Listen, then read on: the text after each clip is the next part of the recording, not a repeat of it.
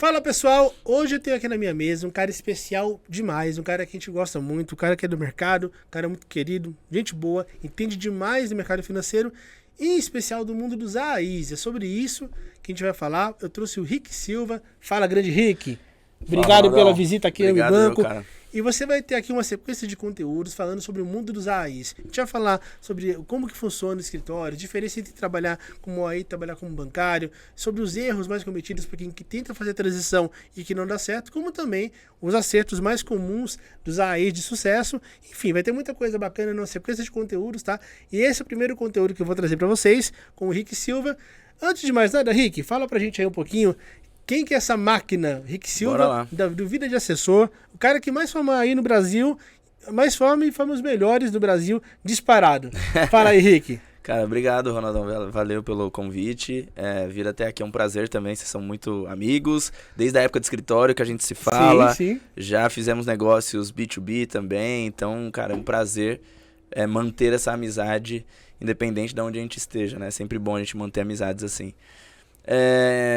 Bom, vou contar rapidinho só de onde que eu vim, que basicamente eu comecei no mercado financeiro querendo ganhar dinheiro, né? Eu acho que a maioria das pessoas pensam nisso, ganhar dinheiro. Sim. Mas hoje eu vejo muita gente falando assim, não, é que eu quero ajudar o brasileiro a investir melhor. Eu já acho que é mentira. Eu não acredito nisso, porque esse negócio de, vou ajudar o brasileiro a investir melhor. A não sei que o cara já tenha muita grana e ele fala, pô, não quero ganhar mais, tô tranquilo. Né? Mas eu acho que quem entra no mercado financeiro entra pra ganhar dinheiro, porque sabe que dá pra ganhar muito dinheiro. Claro que vai ajudar as pessoas a investir melhor, mas Lógico. entra com o propósito. Exatamente. Acho que é o secundário, né? Exatamente. Acho que é o secundário. O E primeiro assim, é dinheiro. E Rick, outra, de ganhar dinheiro não é errado, pô. Exato. Ganhar dinheiro não é errado, ainda mais ganhar dinheiro gerando valor, não é verdade? Exatamente. Então, é uma fala um pouco até polêmica quando eu falo, mas é o que você falou. Não tem erro nenhum em gerar dinheiro. Até eu ouço muito a galera falar desse negócio de, tá vendendo curso. O cara vende curso, então ele tá querendo enganar os outros. Aí fala, caramba, pô, curso é um negócio que existe há muitos anos, né? Agora só o modelo de venda que vem mudando um pouco mais, mas tem muita gente sendo ajudada. Óbvio que todo mercado tem o seu lado bom e o lado ruim. Né? Então eu acho que o mercado as pessoas financeiro demonizam, né, a questão do preparo.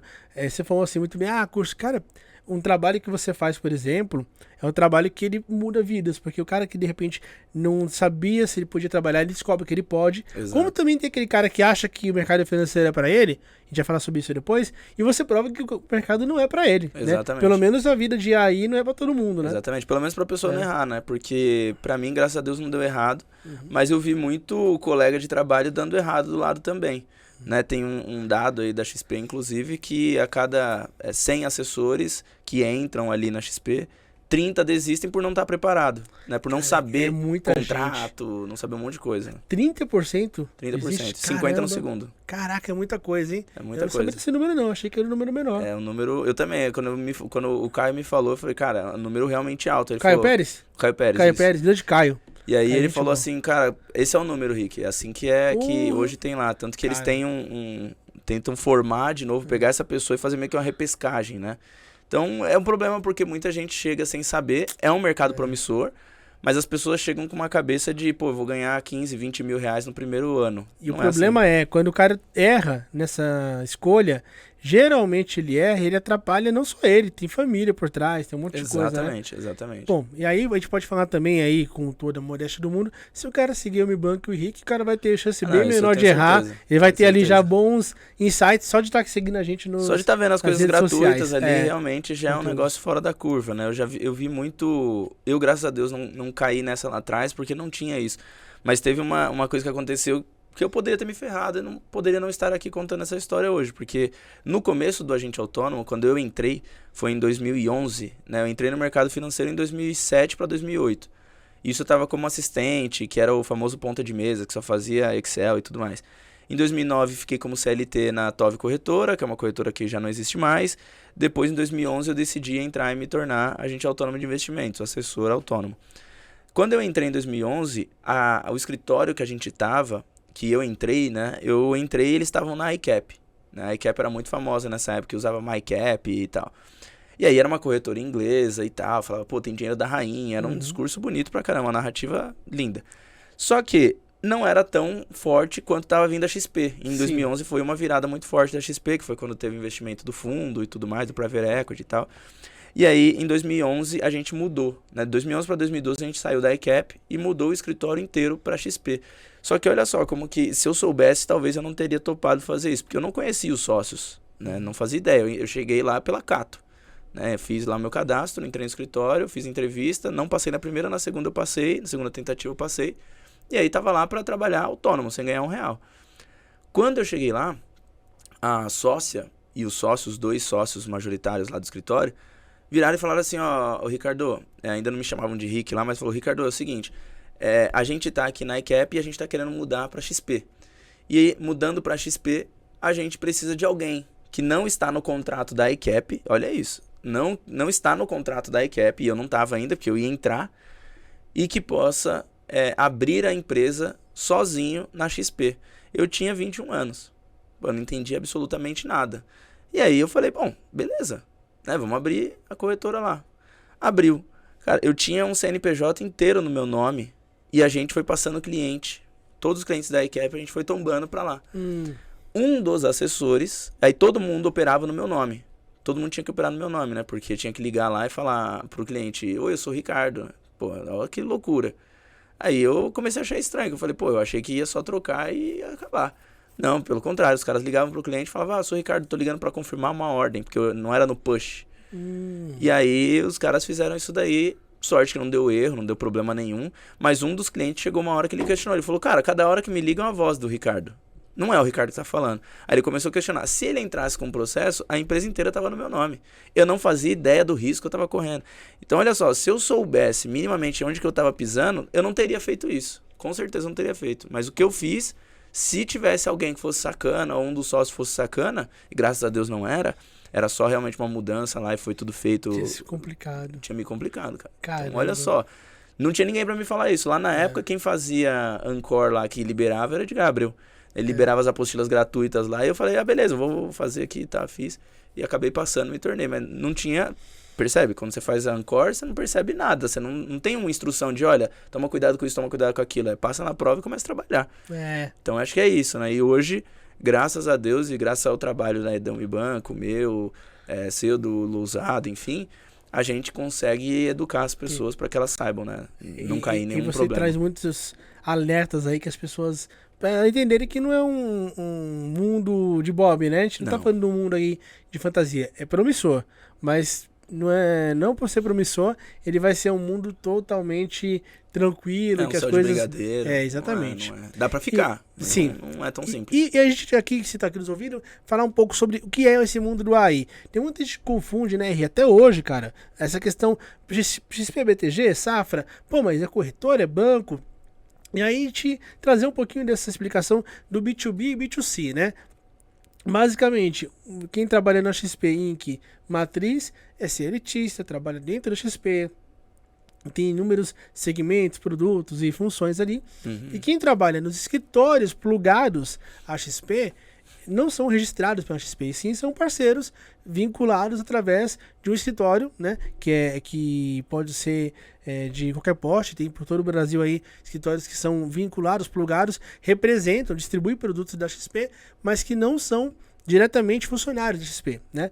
Então tem muita gente que tem esse conceito, que é um conceito que ele é simples, mas que confunde. Então, muito importante, aqui a nossa fala hoje é sobre o famoso B2B, que é quando a XP, né, o BTG, o Safra Invest, Modal, a Guide, eles chegam até o cliente não através da sua matriz, mas sim através do intermediário, que são os escritórios de investimento. Correto, Ri? Correto, é isso aí. Certo? Isso aí, certinho. Essa dúvida é uma dúvida que existe muito por aí, você tem ouvido bastante, as pessoas ainda... Não é tanto uma dúvida, mas é dúvida de qual caminho seguir. Eles acham que, pelo menos a turma que me segue ali eles já sabem bem, ou pelo menos um pouco, de que o autônomo não tem um fixo e que o CLT tem um fixo ali e que o trabalho é bem parecido. Né? Até se for ver o consultor, o especialista em investimentos ali do Ion, todos eles têm a mesma base, né? Todos eles têm que ser extremamente comercial, tem que conhecer da técnica, obviamente, pro comercial. A rotina exaltar. parece bastante, o objetivo parece bastante. Objetivo, rotina Só é extremamente a regra parecido. do jogo que muda um pouco. Né? Exatamente. Então, o que o pessoal me pergunta muito, o Ronaldo, é que será que vale ir pro CLT e depois ir pro autônomo? Né? Tem muita gente que acha que esse caminho é o melhor. Fala, pô, porque eu não conheço ninguém, né? Então eu não conheço nenhum contato e aí eu vou pro CLT. Eu falo, cara, não faça isso. Não faz sentido você, eu quero ir pro CLT pra ir lá sugar cliente. Cara, eu acho que é uma coisa que não faz sentido nenhum fazer isso daí. Não faz sentido nenhum. E aí a gente entra no ponto, afinal, é melhor trabalhar num banco ou numa corretora? No banco, numa corretora como o CLT ou numa corretora como a AI? Exato. Qual que é a melhor opção? Não tem melhor opção, depende muito do perfil. Acho que depende muito da mentalidade, do perfil da pessoa. Que nem quando eu saí do banco, né? Eu fiquei 2 anos no banco. Nesse meio tempo, eu fiquei 2011 como autônomo, 2013 eu não estava dando muito certo como autônomo, eu fazia tudo no cold call, na ligação fria mesmo, tentando prospectar, porque eu vim da Brasilândia, um bairro pobre aqui de São Paulo, não tinha contato nenhum, ali Zona Norte na veia. Zona Só Norte. Quem é aqui... É isso aí, Zona Norte. Raiz. E aí eu vim de lá e não tinha ninguém, nenhum contato alta renda assim, né? Então eu achava que eu não ia dar certo, apesar de eu tava crescendo minha carteira. E aí eu fui pro banco, passei esses 2 anos no banco, depois voltei. E aí também não me adaptei ao banco. Eu achei que ia me adaptar. Só que por que eu não me adaptei? Porque é um modelo ruim? Não. Era um modelo que não se encaixava com a minha mentalidade. E não tem melhor ou pior. Não tem melhor ou pior. A questão é que a gente fala muito isso. Bom ponto que você trouxe, Rick, porque assim, as pessoas elas estão sempre buscando uma resposta. Qual é o melhor, qual que é o pior? Não tem melhor ou pior. Tem aquele que é mais aderente ao teu perfil. A gente fala, por exemplo, a pessoa que hoje ela tem um colchão financeiro menor, ela precisa de dinheiro de imediato, ela não tem um tempo para deixar maturar uma carteira. Essa pessoa ir para trabalhar como uma AI pode ser bem arriscado. Sim. E que a gente vai falar um pouquinho sobre isso daí, de remuneração, mas o ideal é que ela tenha uma saúde financeira mínima para poder aguentar um período de amadurecimento do negócio dela. Ela está empreendendo. Exatamente. Se você trabalha no banco, você vai ter ali chuva ou com sol, vai ter seu salário fixo. Exatamente. Todos os meses, vai ter o benefício. E aí tem muita questão do perfil empreendedor. Tem outros caras muito bons, como o Ronaldo, o Fábio, o Rick, com todo mundo, que estão hoje no mercado. E eles querem trabalhar como CLT e tá tudo certo. Estão gerando valor, estão educando. Tem gente que vai pro private, vai crescer Excelente. lá na carreira do CLT. Por que o Rick quis sair? É um cara empreendedor. Conheço muito e eu também considero um cara empreendedor. É uma escolha. Você escolheu trabalhar mais, você escolheu, de repente, ali ter um ganho instável, mas as aventuras do empreendedorismo também tem ali as suas benesses, também traz uma recompensa por isso. E quando a pessoa vai ser um AI, ela tá nessa também. Exatamente. Porque ela vai ter que empreender. A gente fala muito, Rick, sobre essa questão do novo momento do mercado, de adaptar-se ao cliente, porque os clientes precisavam... Olha a Silvia aqui, ó, ao vivo. Silvia querendo participar. Não é ao vivo, mas assim, é gravado.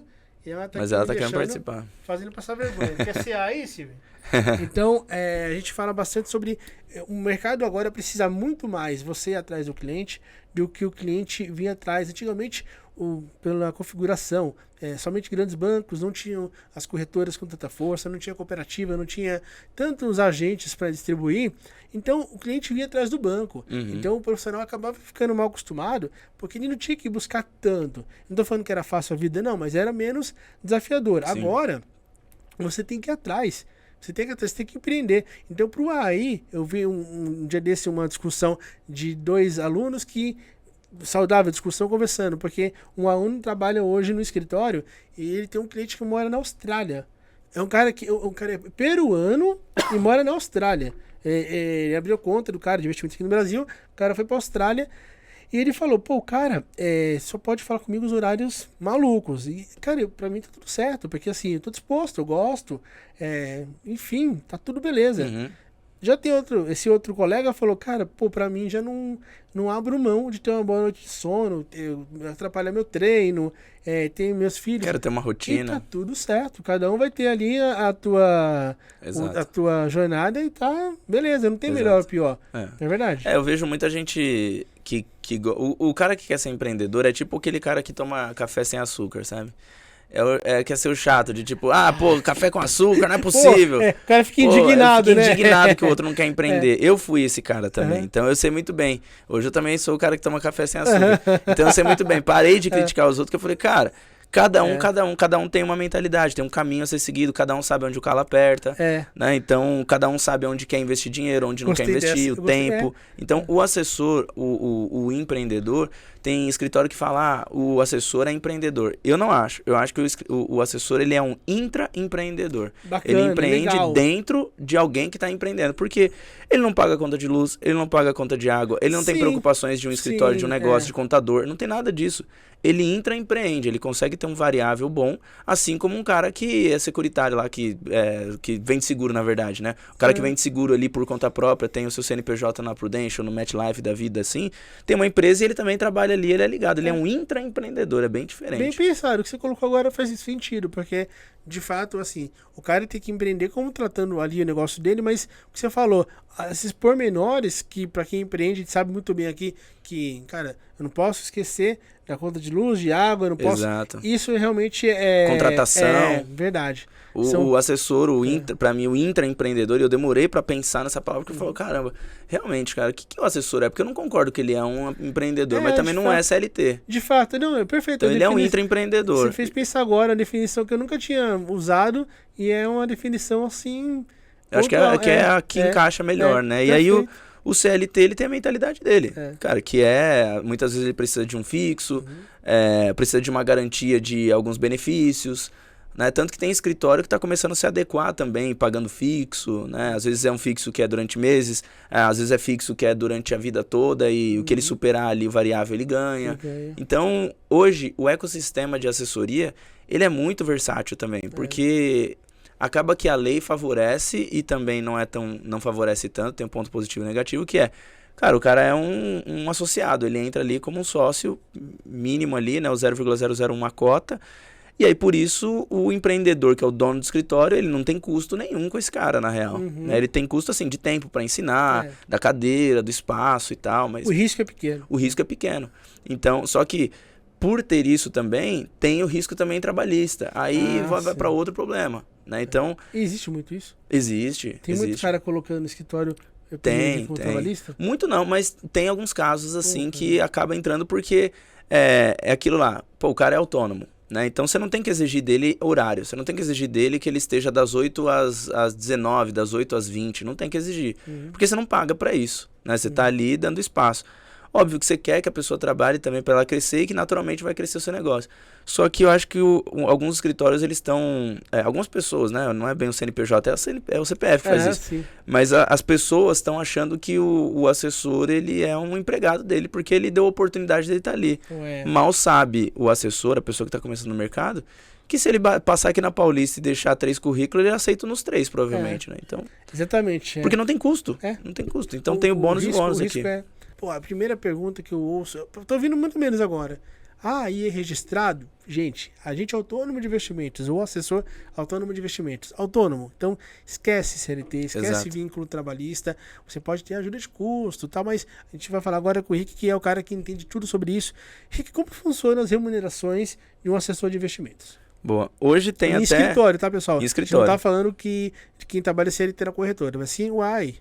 Hoje tem até escritório que tá virando corretora e aí tá começando a pegar os que eram autônomos e transformar em CLT. Bacana. Então tá virando CLTista também alguns, os que querem. Legal. Né? Outros não, outros estão pegando o escritório, montando um escritório próprio e ficando debaixo dessa corretora. Legal. Né? Então tem alguns escritórios que fazem isso daí. Mas a remuneração do assessor hoje, ela tem 2 modelos, dependendo da corretora.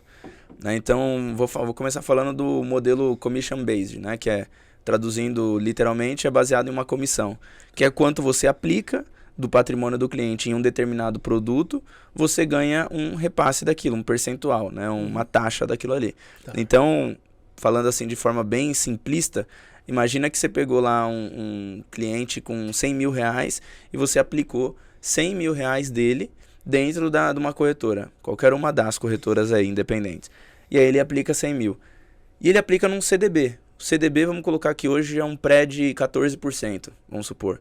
Pô, desses 14%, na realidade, esse título ele foi criado e emitido por um banco, né, por 15%, vamos supor. E aí eles estão dando esse 1%, de forma bem simplista mesmo, né? Tá dando esse 1% para a corretora e pro escritório e pro assessor.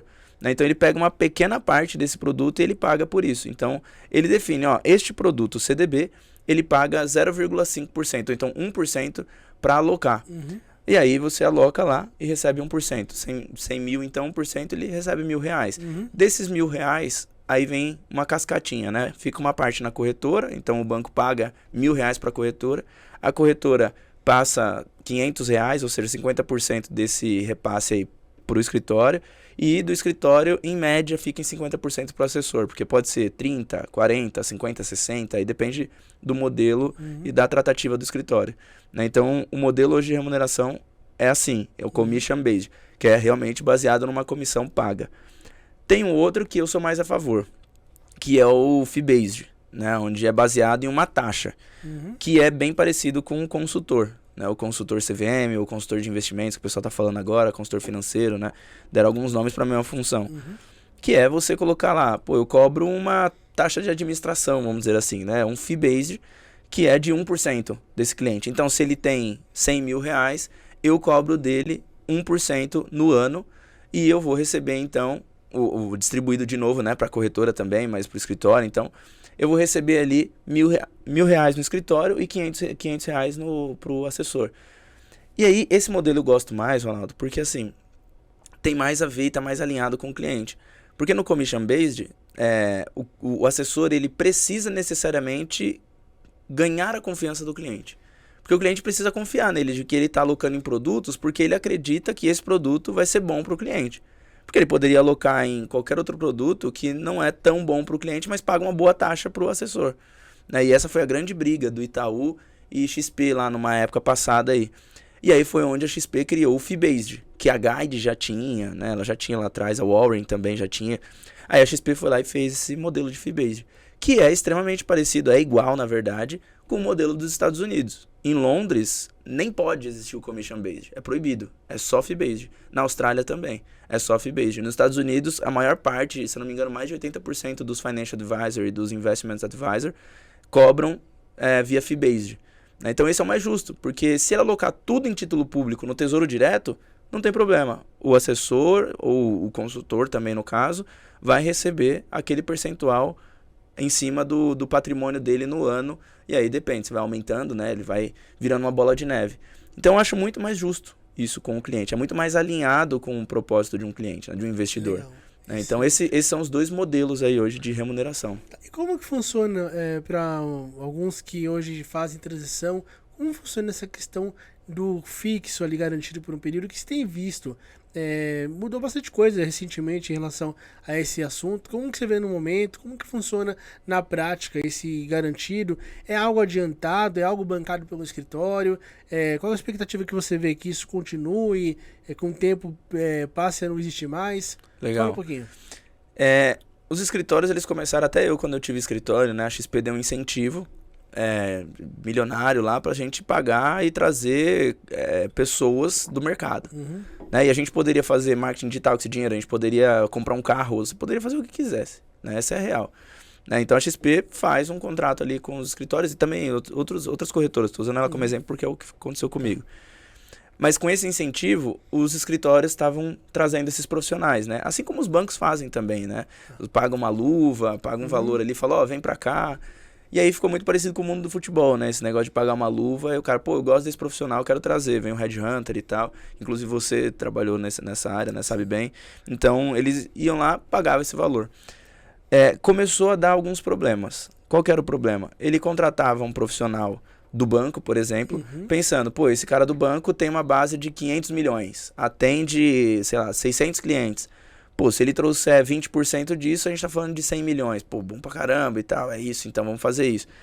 Aí ele, 100 milhões, calcula aqui nesse fee based ou nesse commission based, vamos fazer o cálculo mais ou menos de quanto que 100 milhões em base gera aqui e ver quando que é o break-even desse investimento. Então vale a pena pagar 15 mil reais para esse profissional. E aí os escritórios pagavam 15 mil, 20 mil, teve escritório pagando 30 mil, luva de 100 mil, 200 mil, virou uma festa, assim, o profissional mais requisitado do mercado financeiro, virou uma loucura. Muita gente que não é empresário, nunca foi empresário com dinheiro na mão, dá isso. E eu também, inclusive, né, me coloco nesse bolo. E aí a gente começou a querer pagar. Eu, né, peguei esse momento aqui e pensei, vou criar o Vida de Assessor porque eu vou pelo marketing digital. Eu acho que ele é mais de longo prazo, mas ele é um negócio que não vou gastar tanto dinheiro assim quanto para trazer um profissional. E eu trago pessoas mais alinhadas. Mas muitos escritórios não fizeram isso. O que eu acho daqui para frente? Eu acho que os escritórios aprenderam, a maioria aprendeu, que não é para qualquer um que tem que sair pagando isso. Por quê? Muitos bancários entravam também achando, pô, eu ganho, sei lá, 10, 12 mil aqui no banco, mais benefícios que vai dar 15 mil. Então o cara me cobre esse valor, 15 mil reais. Beleza. Então agora eu vou pro escritório. Só que o escritório fazia isso como um floor, né? Como um piso ali de 15 mil reais durante 12 meses. E falava pro assessor, ó, você tem 12 meses aí desse floor. Os bancários ou pessoas, enfim, que vieram de transição de carreira e viram esse momento, o que eles fizeram também? Eles começaram a crescer ali, até captavam um pouquinho, só que não o suficiente para gerar 15 mil reais. Eles tinham que captar em torno de 50 milhões no ano. Isso já é fora da curva, né? Tinha que captar esses 50 milhões para conseguir gerar esses 10 a 15 mil quando acabasse esse floor, né? Quando acabasse esse mínimo garantido. E o que aconteceu é que muitos não conseguiram. A maioria não buscou conhecimento, só simplesmente, já sou do mercado financeiro, já sei como é que é, vou entrar, né? Mas não tem nada a ver. Uma coisa é você ser, e não estou colocando, né, em juízo aqui, mas uma coisa é você ser pedreiro e empreiteiro. Né? Tem diferença, você está no mesmo ramo, mas tem bastante diferença aqui, tem inteligências diferentes. Então era isso. Muitos não se ligaram para isso. E aí o que aconteceu é que depois de 12 meses teve uma debandada de bancário, ou voltando para os bancos, ou então querendo montar seu próprio escritório, porque tinha um dinheiro até, mas não gostou do modelo de escritório, viu que não ia receber dinheiro ali, aí vinha contrato, umas coisas meio amarradas, erradas ali. Enfim, aí teve muito bancário saindo. E também, então esse foi um erro, acho que, de alguns bancários e pessoas de transição de carreira que não se informaram. E também alguns escritórios que, não vou dar nomes, mas fizeram algumas sacanagens, assim, de colocar o profissional ali, pagar. Depois de 12 meses o cara trouxe, ele encerrava o contrato e falava, acabou, pode ir embora. Você assinou o non-solicit, que é para você não... você não pode assediar funcionários, assessores, pessoas que trabalham nessa empresa, eu tenho algum vínculo com essa empresa, e nem clientes. Né?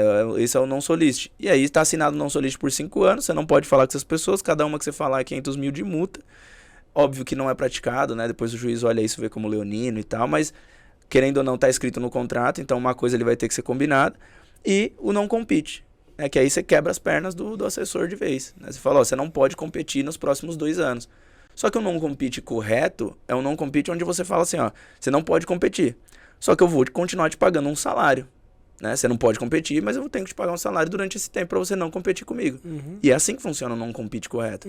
Só que é o que eu disse, muita gente que não era empresário, não sabia, só queria se blindar, né? Como até não sendo pilantra, não vi tanta pilantragem, mas era mais, eu quero blindar meu negócio. Desinformação até do lado do escritório também, eu quero blindar meu negócio. E aí eles blindavam nessa forma. Pegava lá um advogado, né, e falava, eu quero blindar meu negócio do melhor jeito possível. Ele, o melhor jeito é esse aqui. Aí o empresário falou, pô, legal, então blinda aí. E aí começou a dar muito erro, tanto da parte do escritório quanto da parte do assessor. Você não pode comprar comida e não tirou comida, ou seja, você vai morrer de fome. Você vai morrer de fome, quebra as pernas do profissional. Falou, só se você virar Uber aí, ou sei lá, virar taxista, for trabalhar em outra área, outro ramo, vender curso, fazer isso. É um mercado que tá amadurecendo, tem muita coisa amadurecendo, né? Tem muita coisa amadurecendo. E essa questão aí, só pra finalizar esse assunto de dinheiro, essas siglas, essas sopa de letrinhas, Rick, ROA, ROI, o que é isso, cara? Boa. O pessoal tem medo de ouvir isso daí, o que é ROI? Tanto que essa é uma das coisas que o pessoal falando assim, pô... FII é taxa. FII é taxa. Você tá assim, colocando ali no... E aí é engraçado que a gente falando esse negócio da pessoa que já é do mercado financeiro, não só o bancário, mas já é do mercado financeiro, vindo pro assessor, eles não sabem justamente essa sopa de letrinhas, né? Então ele não sabe o quanto de ROA que ele tem que ter. Por exemplo, eu dou uma mentoria para alguns assessores e consultores e eles tiveram alguns que começaram ali, eu falei, cara, me fala teu ROA. Ele, pô, não sei o que é, e já tem 20 milhões de base. Peraí, ninguém te ensinou o princípio, então você tem que saber o quanto de ROA que você tem. O ROA é o Return on Asset, né, que é o retorno que ele tem em cima da base que ele atende. Né? Então, se ele tem uma custódia de 100 milhões, quanto que ele gera de receita? 10 mil por mês, então ele vai pegar esses 10 mil e dividir por 100 milhões. E aí vai dar um percentual. E esse é o ROA dele, é o retorno que ele tem. Aí tem o Share of Wallet também, que é SOW, né, S-O-W. Muita gente também não sabe que ele tem que analisar esse dado também, é um KPI, né, um dado que você tem que acompanhar, uma métrica que você tem que acompanhar também para saber o quanto você está crescendo. Que é o quanto de carteira que o seu cliente tem com você, do quanto ele tem de patrimônio. Então ele tem 100 milhões o cliente, né, vamos baixar 10 milhões o cliente. Se o cliente tem 10 milhões e com um assessor ele tem 4, quer dizer que 40% da carteira desse cliente está com o assessor. Ou seja, ele tem 40% de share of wallet. Né? Então, basicamente, ele tem ainda 60% para correr atrás para ele captar, para aumentar. Né? Então, é pescar dentro do aquário. O share of wallet é uma métrica que ele usa para saber o quanto que ele está conseguindo penetrar dentro da base dele, que seria essa pesca dentro do aquário. Então essas são algumas sopas de letrinha. E o ROI, muita gente pergunta. O ROI é o quanto que ele investe, né? É em cima do investimento. Mas o escritório hoje, o assessor hoje, ele não acompanha muito. Tá. O assessor não, o escritório sim. Né? O escritório ele acompanha porque aí é o que eu falo que entra no empreendedor, né? O empreendedor olha o ROI, o Intra... O Intra olha o ROA. Exato. Perfeito. Ele também olha o ROA, né? O escritório, como se também olha o ROA. Mas quem olha o ROI é só o escritório, por quê? Como eu disse, ele é um intraempreendedor. Ele tá colocando a mão no bolso para... Ele não tá colocando dinheiro nenhum. Né? Então por isso que eu falo, ele não é empreendedor, ele não investe dinheiro, ele investe tempo, né? Ele se desgasta e tudo mais. Então eu não acho que ele é empreendedor. E a questão do repasse varia muito dos produtos? Como funciona essa questão? Qual que é o mecanismo e se existe, qual é o mecanismo que os escritórios aplicam para que o assessor ele tenha uma atuação realmente linear, transparente com o cliente, sem ali predisposições para pensar mais no bolso dele do que no retorno da carteira? Varia muito de produto para produto, né? Tanto que, só para você ter uma noção, existe o título público do Tesouro Direto e existe o título público da tesouraria da corretora. Né? Isso toda corretora tem, independente de banco, enfim. Sim. Toda corretora tem essa tesouraria. Então, a gente tem aqui o título público. Se eu pegar o patrimônio do meu cliente e investir todo em título público do Tesouro, a corretora, o escritório, o assessor, ele não ganha absolutamente nada. Ele só investe lá e acabou. E aí, quem paga isso é o cliente pagando aquela taxinha do Tesouro Direto, né? Que é 0,30, enfim. Já se eu fosse investir num título público da tesouraria da corretora, o assessor ele já tem um repasse por isso. Porque um dia a corretora comprou muito do tesouro, colocou na sua tesouraria, né, ficou lá com o título na sua tesouraria, e aí, vamos supor que no Tesouro Direto tá IPCA mais 7, uma NTNB lá, 2050. Então tá lá, IPCA mais 7. Beleza. Na corretora vai estar IPCA mais 6,5, IPCA mais 6,70.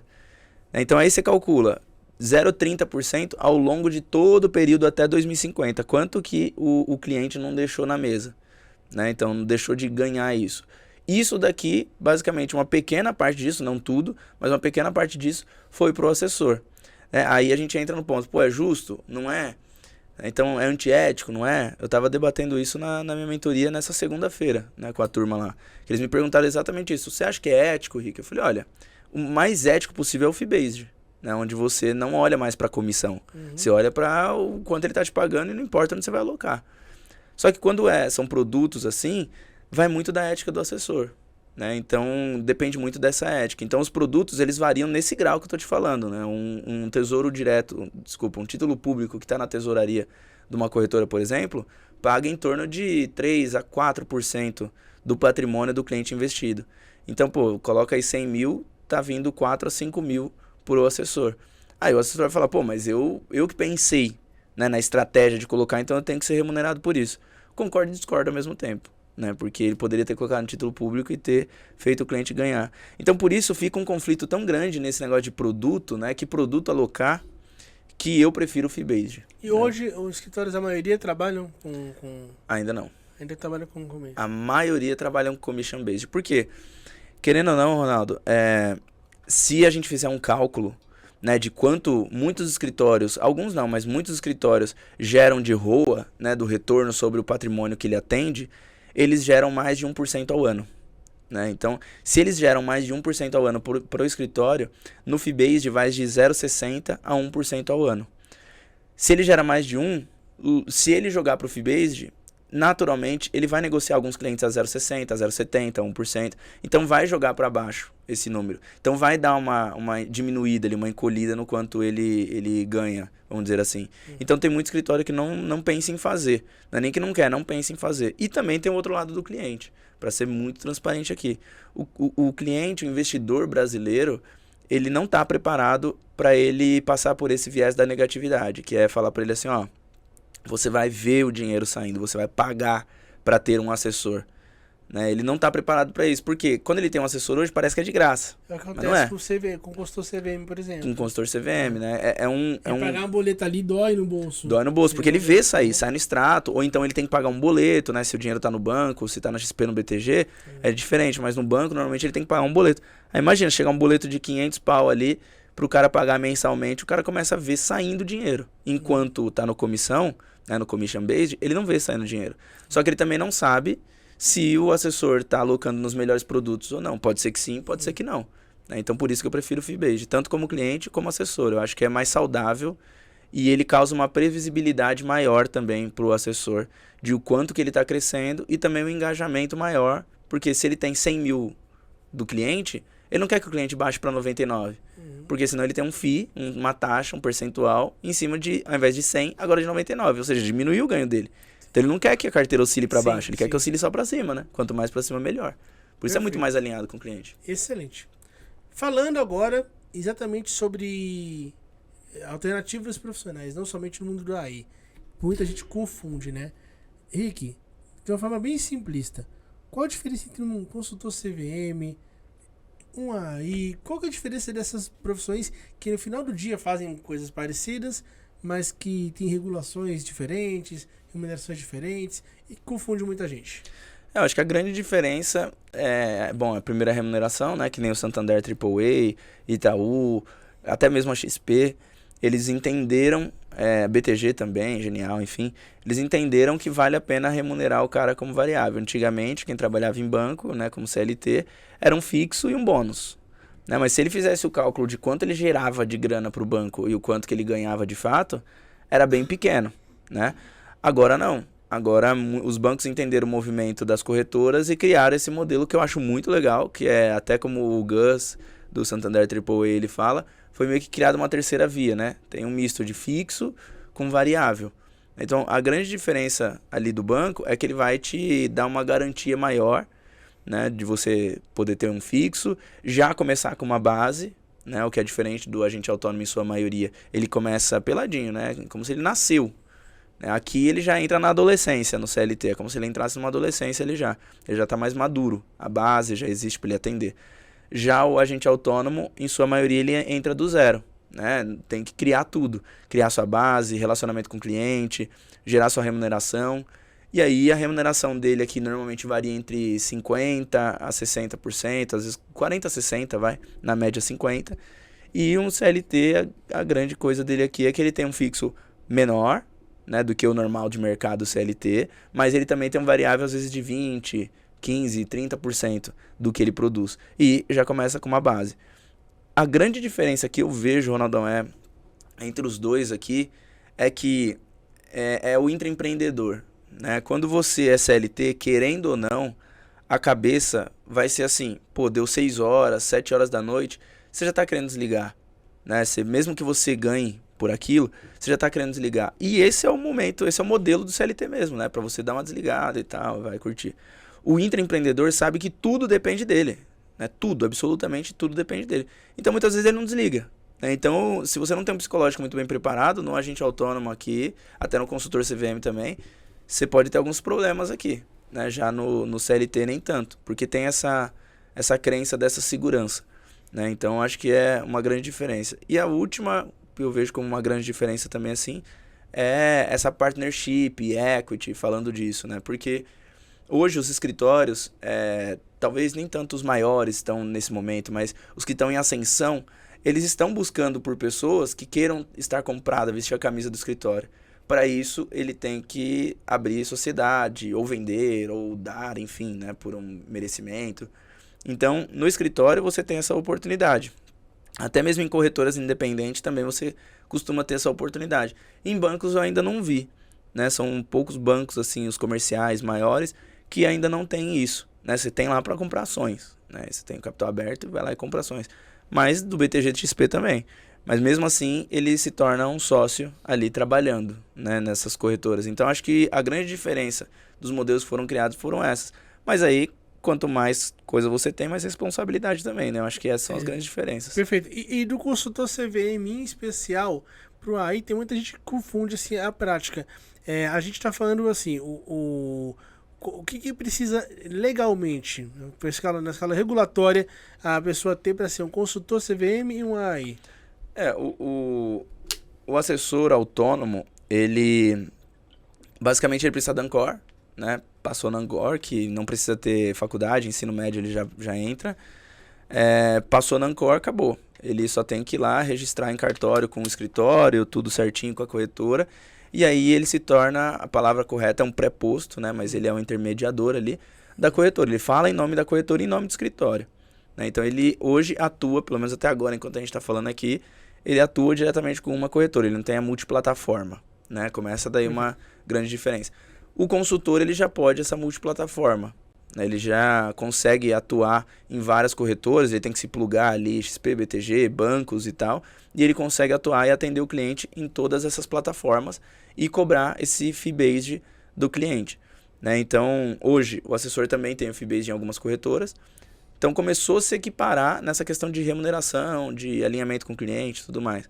Mas a grande diferença mesmo é que o consultor ele pode recomendar para o cliente e ele também recomendar produtos, né? Literalmente recomendar, porque tem muita gente que acha que o assessor recomenda.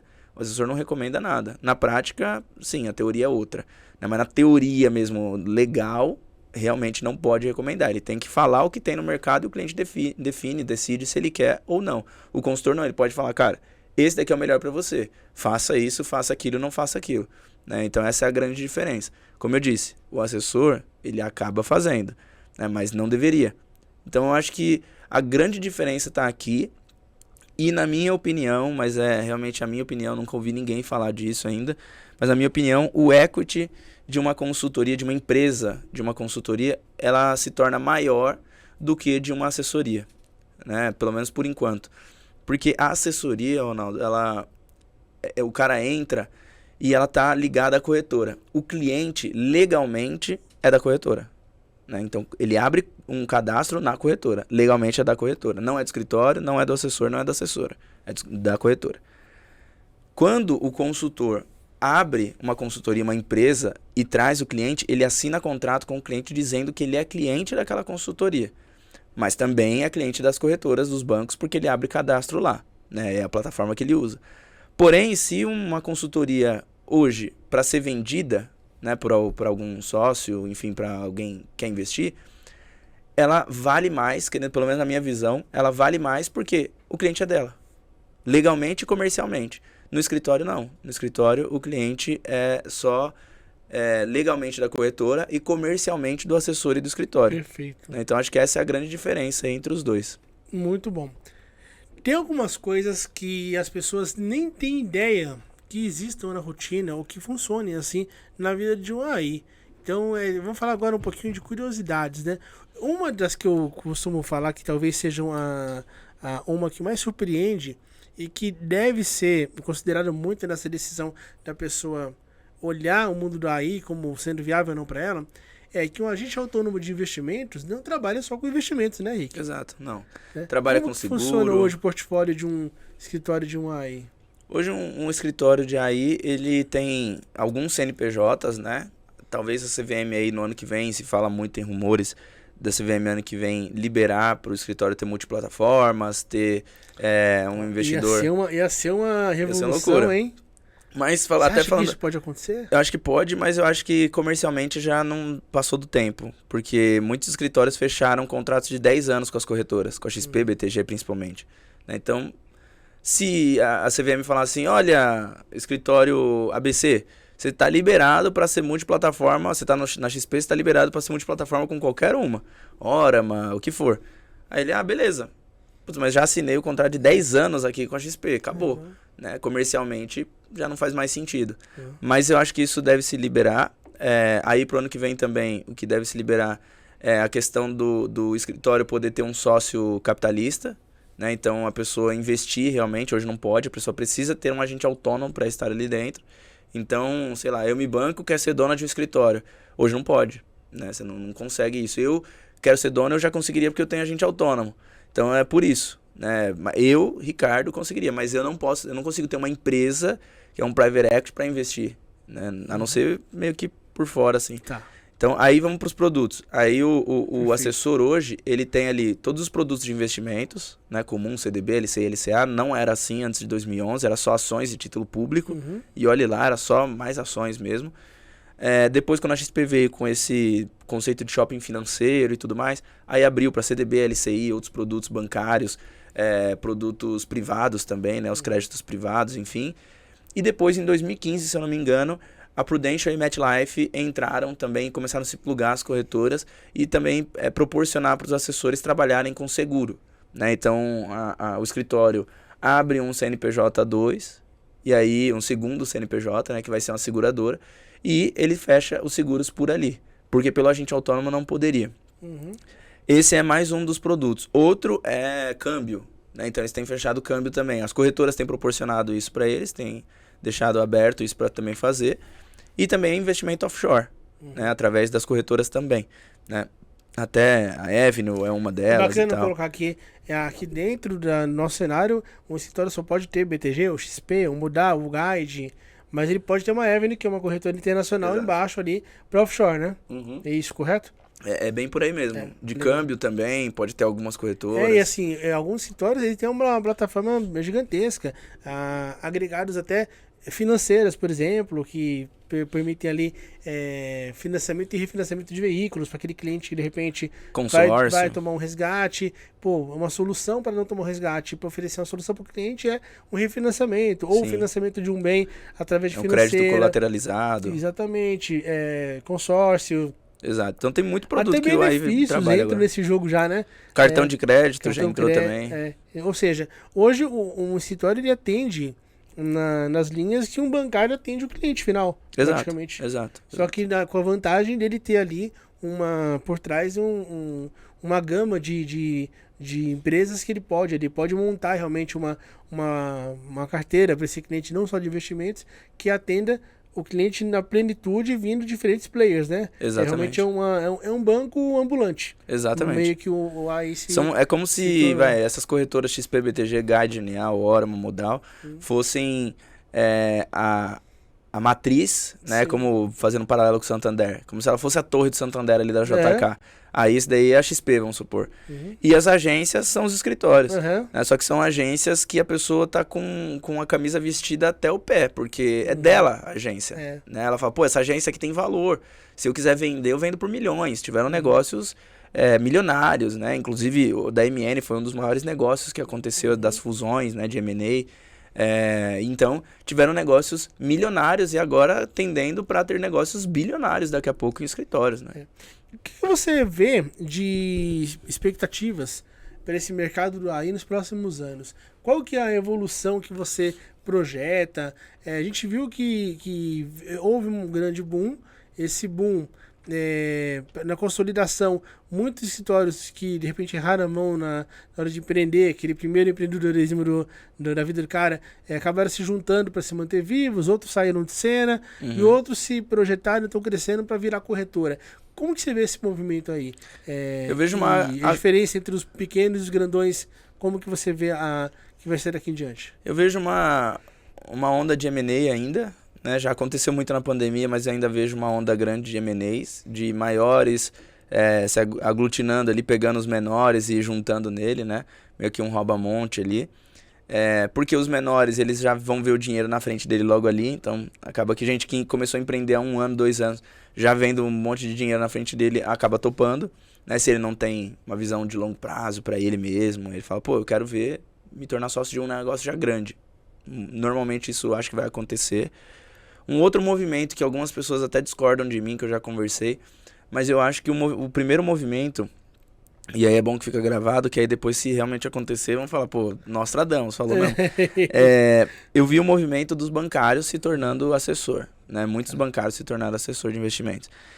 Eu não acho que a assessoria vai acabar ou tá em declínio, pelo contrário, para mim tá subindo todo vapor.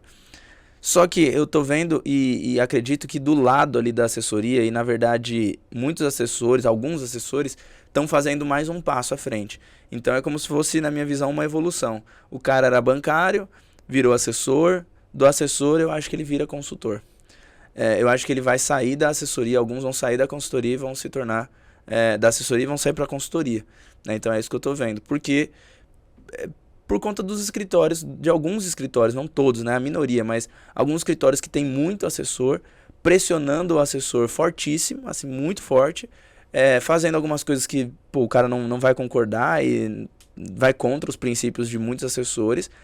E ele vendo uma alternativa como a do consultor logo do lado, eu acho que muitos assessores vão começar a tombar para a consultoria. Não, de novo, não que a assessoria vai acabar, mas eu acho que a consultoria ela vai crescer muito rápido, exponencialmente muito rápido, até porque tem muito pouco, né? Tem, sei lá, 2.000, 3.000 consultores e nem todos atuam realmente como consultor, na verdade CEA, né?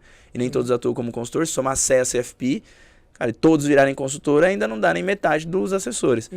Então, se for pensar assim, eu acho que não vai ser logo, mas na hora que começar, eu acho que vai existir uma curva de um crescimento muito rápido. Perfeito. Quantos consultores tem hoje no Brasil? Consultores, se eu não me engano, tem 2 ou 3. E assessores...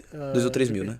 Assessores independentes. Assessores na CVM lá, quando você puxa o dado, tá em torno de 20 mil já. 20 mas mil. Atuando, eu acho que deve ter uns 16, 17, né? Só na XP tem 15. Perfeito. Né? Então tá em torno de 15. Aí coloca mais 2 aí no mercado, é isso aí, 17, 18. E um ponto que, para finalizar essa etapa aí da conversa, a gente está falando de coisas que muitos não sabem, dentro dos escritórios, como o Henrique começou a colocar ali atrás, existem funções CLTistas, algumas, porque escritórios têm o CNPJ, tem a vida independente, e existem muitas funções não comerciais também, né? Um escritório, para ter o AI, para ter um time comercial, tem por trás do back-office, tem ali o pessoal de retaguarda de mesa, tem administrativo, existe uma estrutura por trás, né, Rick? Sim. Assim como nos bancos também, escritórios também tem uma estrutura que não se resume ao AI. Tem escritório que já tem estrutura maior do que muita corretora. Bom, eu conheci alguns, eu vou tomar aqui liberdade para falar que eu conheci alguns como a própria Monte Bravo, a EQI e a Aquavero, que tem estruturas que você olha assim e fala, poxa, assim, eu conheci muito banco, já visitei bancos nacionais e internacionais, tem escritórios, corretoras, escritórios que vão virar corretoras, possivelmente, e que já tem uma estrutura que você fala, coloca banco internacional no bolso. Sim. Em estrutura. Então, e tamanho de net também. Existe um mundo de negócio aí grandão, além dos AIs. Então, se você não tem um perfil comercial, você pode sim trabalhar no escritório de investimentos, mas em funções de retaguarda, operacional, e aí tem uma enormidade. É legal pesquisar, conversar com as pessoas do escritório para poder também entender que cada um tem uma realidade. É isso mesmo. Tem muita gente que passou pelo meu escritório, por exemplo, quando eu estava na Monte Bravo também passou pela Monte Bravo e hoje tá trabalhando em research, por exemplo, né? Que tem aí Nord, Levante e outras mais researches aí, né? Então, Suno, enfim, que tá trabalhando hoje nessas research porque um dia passou pelo back-office, passou pelo SDR, né? Que fica ligando e fazendo venda, passou lá pela MN, na MNigro também. Depois passou também ali alguns que eu vi passando pela Monte Bravo e que eu vejo passando pelos escritórios em geral, Messen, Aqua e outros mais, como você falou. Eles passam por ali, veem que não é o perfil deles o comercial mesmo, e é legal para fazer isso também. E aí fala, pô, eu quero ser uma pessoa mais técnica. E aí vai para um research. Então, tem espaço. E uma dica aqui pra gente mudar de assunto, uma dica que eu deixo para todo mundo. Se você entrar hoje e colocar no Google Safra Invest e escritórios,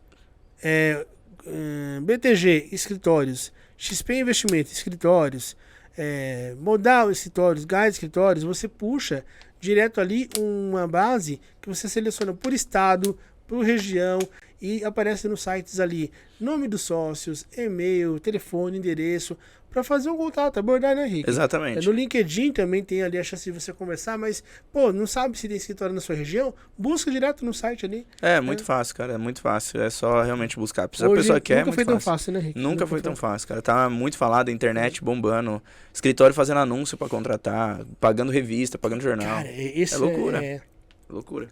Aí a gente falou um pouco em alguns momentos sobre isso, mas agora trazendo de forma objetiva. Quais os maiores erros cometidos por quem tenta fazer uma transição de carreira para aí, que você vê que assim, cara, mela a carreira do cara? Eu quero duas respostas. Quero uma de quem não vem de banco e outras de quem vem de banco e bate e volta, porque não deu certo. Qual que é a tua percepção sobre isso? Das pessoas que não vêm de banco, então, das pessoas que não são de mercado financeiro. Primeira coisa é não conhecer a profissão minimamente, né? Conhecer o que faz, quais são as skills necessárias, né? As habilidades ali, então, necessárias, que é normalmente comercial, tem que ser uma pessoa resiliente, uma pessoa que tem intensidade para fazer, que não tem vergonha de ir para a rua e abordar pessoas, que não tem vergonha de ter o perfil vendedor, né? De falar, pô, eu sou vendedor mesmo, né? Tem gente que tem vergonha, infelizmente. Então, essa pessoa, ela tem que saber primeiro as habilidades ali necessárias para ver se dá um check com ela, né? Se dá match. Acho que essa é a primeira coisa. Segunda coisa que é um erro muito grande que as pessoas acho que cometem é não ter uma reserva financeira para começar. Pô, ganha lá, sei lá, R$7.000, tá de saco cheio do seu trabalho. Peguei muita gente que é funcionário público, né? Que aí fala assim, vou pegar um afastamento aqui de 2, 3 meses e aí eu começo como assessor. Eu falo, 2, 3 meses você não vai conseguir ver nada, né? O negócio é 6 meses a 1 ano. Isso é um bom início, né? Em 2, 3 meses você não vai conseguir prospectar talvez 2 clientes. Então tem que ter calma. Mas o erro dessas pessoas é que ela não tem um colchão financeiro e acha que não vai gastar esse dinheiro. Vai ter que gastar. Eu, quando fiz a transição, eu gastei R$40.000, né? Foi diluindo meu dinheiro lá, que eu tinha R$40.000. Eu tava com 60 mil, 40 mil foi pra isso e os outros 20 eu casei. Então meu casamento foi mais barato do que a transição. Caramba! Então tem gente que olha pra transição e acha que é simplesmente, vou começar e mês que vem eu tô ganhando. Então acho que esse é um cuidado muito grande. Pode ser que aconteça, mas não é o normal, comum. Não é o comum, não é o comum. Então esse é um ponto financeiro, eu acho que é o principal ponto. E o outro ponto é realmente conhecimento, né? Não adianta você querer começar numa profissão, pô, quem é engenheiro, médico, tem muito engenheiro e engenheira que faz essa transição, muito, muito mesmo. Médico que faz essa transição, advogado e outros mais, né? Quem vem dessas outras profissões acham que, é só chegar lá e vão me ensinar e vão me falar como vender, sentar do meu lado. Cara, você precisa de um treinamento. Pra se tornar engenheiro, quanto tempo você levou? Não, mas é que engenheiro constrói prédio, é um negócio mirabolante. Cara, você também tem que construir um prédio na cabeça da pessoa. Então, gostei dessa. É difícil, né? Então, pra você construir um prédio na cabeça de uma outra pessoa também, pra fazer ela comprar teu serviço, não é simples, né? Então, é importante você saber como fazer isso. Então, acho que esses 3 pontos aqui, esse tripé, vamos dizer assim, eu acho que é o essencial para essa pessoa fazer a transição. E outro, um insight, uma dica, enfim, é que a pessoa pode fazer a transição aos poucos. Seja até como assessor ou consultor, ela pode falar, eu vou trabalhar na parte da noite, né, como assessor ou como consultor que seja, né, vou trabalhar na parte da noite, porque não é CLT, né, é diferente você falar assim, eu quero fazer minha transição para trabalhar no banco. No banco eles vão te exigir, né, das 8 às 18, das 9 às 18, enfim, eles vão te exigir um horário, né, é assim que é o CLT. Agora, como autônomo, se você encontrar escritórios, e tem muitos escritórios que aceitam o second job, né? Então você vai lá, de manhã, de tarde você é engenheiro e de noite você trabalha como assessor. Se você conseguir prospectar aí alguns clientes e atender, pensando que você vai atender de 3 a 4 clientes por noite, dá pra você atender muito cliente no mês, né? Pensando em quanto você vai falar. E aí você vai chegar num break-even e você faz a transição mais leve, né? Então existe essa possibilidade também. Mas de novo, as mesmas coisas, precisa de conhecimento, não adianta falar, vou fazer. E tem uma vantagem também que eu tinha esquecido de fazer isso. É que se você virar assessor de uma vez só, você vai sentar na mesa para trabalhar com outros assessores. Se você faz a transição aos poucos como second job, se você é engenheiro, você vai estar falando com quem? Com outros engenheiros. Já é uma conta que você pode abrir, entendeu? Então é mais fácil, você já está em contato com outras pessoas. Ser assessor é lifestyle, né? Quanto mais lifestyle você tem, melhor. E aí vem o bancário. Essa resposta aí O bancário, eu acho que, primeiro, ele tem que baixar a bola e tirar o ego da frente, né? Eu já vi muito bancário entrando, sou do mercado financeiro já, e aí vem com o ego inflado, eu sei e não me ensina. Herdou clientes, acha que conquistou. Exato. Acha que vai levar 100% da carteira, né? Exatamente, é bem por aí mesmo. E aí acha que vai ser fácil, acha que vai ligar e vai trazer. Só que tem gente que faz até bem preparado, assim, né, entre aspas, de ir ligando pro cliente enquanto tá no banco ainda. Fala, eu tô pensando, talvez eu saia, né? Se eu for pra uma corretora, você viria comigo, né? O cliente fala, não, iria e tal. Quando chega na corretora, o cliente, pensei bem aqui e, não vou não. Então tem muito desses casos, né? Você vai lá e enche achando que você vai ter um pipeline gigantesco, porque você conversou com o cliente antes, mas o cliente ele tá apegado ao banco lá. Ele tem, a partir do momento que ele tem 3, 4 produtos já no banco, O banco não é bobo, ele fez isso justamente para que o cliente pense, putz, vai ser um trabalho tirar minha previdência, vai ser um trabalho tirar meu CDB, vai ser um trabalho, quer saber, vou manter o status quo. Né? Então é difícil você romper esse status quo dos clientes também. Então não é simples. Então o assessor, ele tem que, o bancário que está vindo para assessoria, ele tem que entender, ego, ele não pode vir com ego, ele tem que vir, sou um neném, sou um bobão, não manjo nada, não sei nada, e eu preciso aprender. É isso. Segundo ponto eu não conto nem com 30% da minha carteira lá. Nem isso, nem 20% talvez. Eu conto talvez com alguns ali que são os mais comprados e eu vou ter que prospectar do zero. Né? Outra, acho que é não acreditar também só no floor, né? De olhar para um mínimo garantido e falar, pô, eu recebia 15 no banco, ou 10, e eles estão me pagando 10 ou 15 aqui, pô, em um ano eu acho que eu recupero. 10, 15 mil em um ano, cara, é bem difícil, cara. Não é tão simples assim. E ainda mais, não é só porque você tem base de clientes lá que você vai tombar pra cá e vai ficar fácil. Então tem que pensar muito bem, pô, um floor muito alto. Talvez é o momento de você pegar esse dinheiro, cortar custo da sua vida e falar, pô, vou dar 3 passos pra trás, né, no financeiro aqui. Aproveitar que estão me pagando 15, pegar uma parte disso, guardar pra me manter por mais 6 meses pra frente, por mais um ano, né? Se você baixar seu custo pra 7,5, você tem mais um ano pra frente, né? Com o dinheiro que você guardou. Então você tem 2 anos. Aí eu acho que começa a ficar favorável. Começa a ficar melhor. Então acho que esses são os pontos, os cuidados. E principalmente contrato, né? Aí, pô, o contrato tem que ter um cuidado absurdo. Ler, reler e pensar sempre assim, os dois. Sempre pensar no divórcio. Quando eu sair, que problemas que vão dar? Deixa eu ler no contrato. Se você não se assina contrato pensando na entrada, você assina contrato pensando numa possível saída. Infelizmente, mas é assim. Excelente. Muito bom esse toque, é um toque realista, né? Exato. Porque ninguém quer que isso aconteça, mas pode acontecer, né, Rick? Exatamente. Muito bom. Muitos insights. Vai ajudar muita gente a tomar decisões para ir ou para não ir, ou pelo menos assim conhecer, se interessar, e depois buscar o Rick, buscar mais informações para poder embasar, fundamentar uma decisão.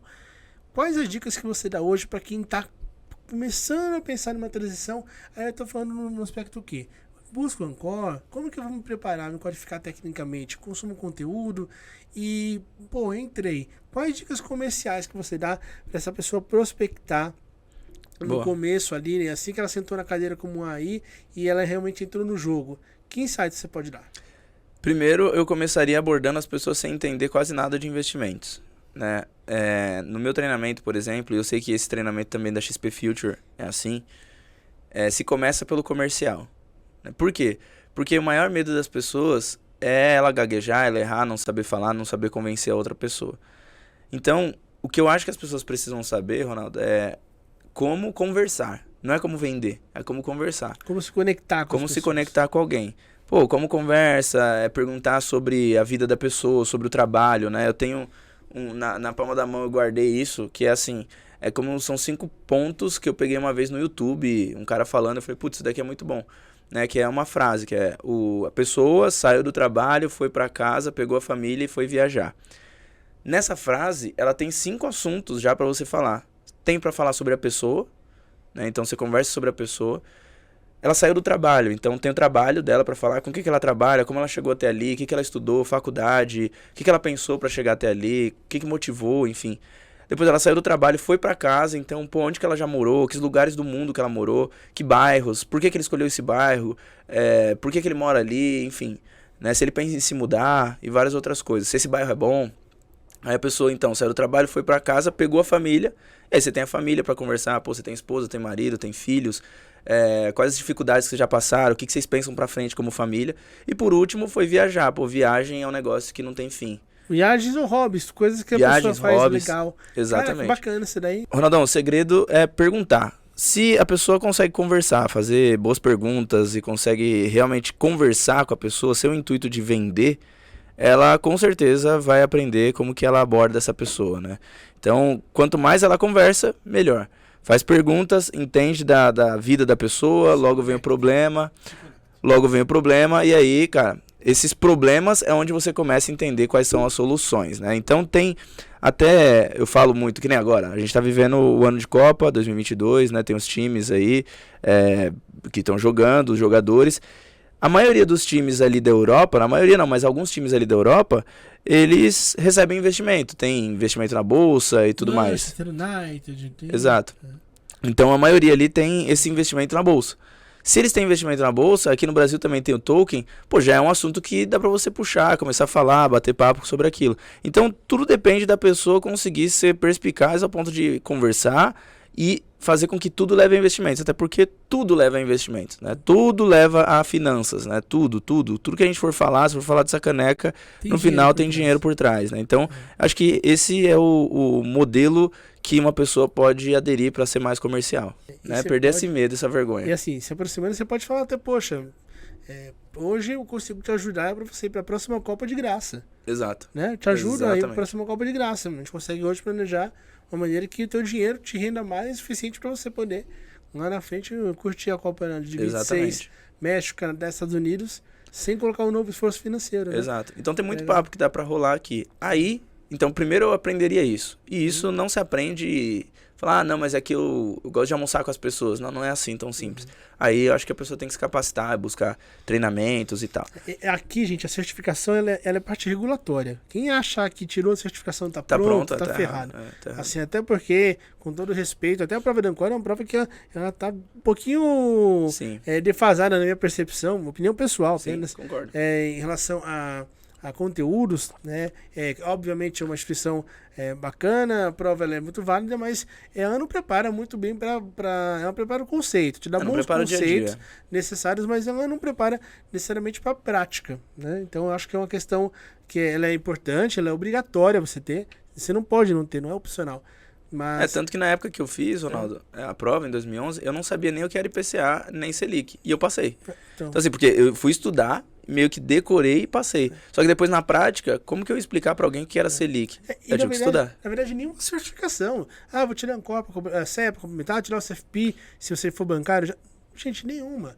A questão não é, a certificação ela dá bons conceitos, mas muitos profissionais tiram o Ancora ali por uma questão regulatória, obrigatória, mas o que faz ele ser bom é o quê? É o cara consumir mercado, é o cara ter disposição para ler noticiário, para ver morning call, fechamento, se relacionar, conhecer um pouquinho da cabeça dos gestores, estratégia, assinar um relatório de research para conseguir ver o macro, trocar experiências com gente do mercado. Isso te dá uma bagagem, exatamente, te dá tração, te dá ali musculatura. Aí depois a parte técnica vem para justamente complementar isso, né? Porque aí a pessoa vai conseguir identificar, vai ter um faro mais apurado. Então eu acho que o comercial é para você aprender a se relacionar, para você conseguir fazer boas perguntas e entender onde estão os problemas daquela pessoa que você pode resolver.